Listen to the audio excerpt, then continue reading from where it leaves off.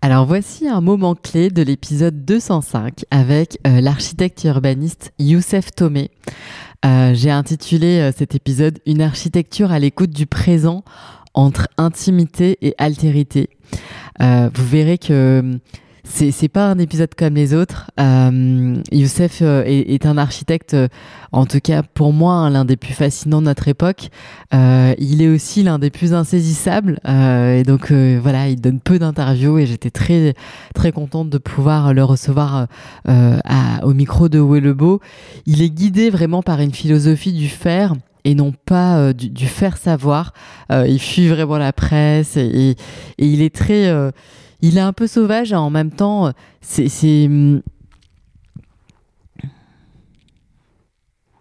et en même temps, c'est ce qui est touchant, c'est que il se préserve beaucoup. Non, ça on enlève. On enlève. On enlève. Tu reprends juste à un des plus insaisissables. Blablabla. Tu supprimes guidé par une philosophie. Ça, on s'en fout. On va reprendre. Alors, attends. Comment habiter le monde? Comment penser des lieux de qualité pour la vie?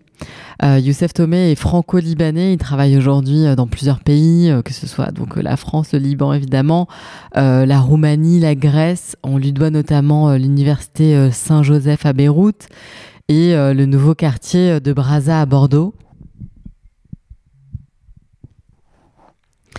On lui doit notamment l'université Saint-Joseph à Beyrouth, le nouveau quartier de Brazza à Bordeaux et bien d'autres projets dont on parle en détail dans cet épisode.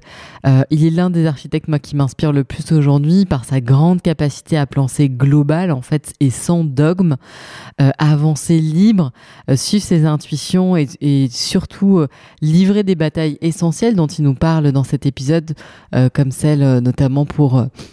les surfaces capables ou encore avec les pompiers. Vous verrez que c'est vraiment des sujets, on n'a pas idée quand on voit ça de l'extérieur, on a l'impression que le métier d'architecte, certes, il est complexe, mais il l'est encore plus que ce qu'on croit en fait vraiment. Et il le dit, Youssef, c'est à l'architecture non pas de changer le monde, mais de permettre au monde de changer. Et je suis tellement d'accord avec ça. Une posture humble et saine qui fait du bien aujourd'hui, qui inspire beaucoup d'architectes. Et je sais aujourd'hui que énormément de jeunes architectes candidates en stage chez lui et veulent travailler avec lui. Et je comprends pourquoi. Vous allez voir que cet épisode témoigne de l'importance de sa liberté et aussi témoigne, et vous allez voir que avec cet épisode, avec cette conversation, vous verrez qu'il témoigne vraiment de l'importance de la liberté aujourd'hui et du rêve. Je trouve que grâce à son travail, Youssef arrive à lever les élans avec comme complice la douceur et son amour pour les autres. Attends.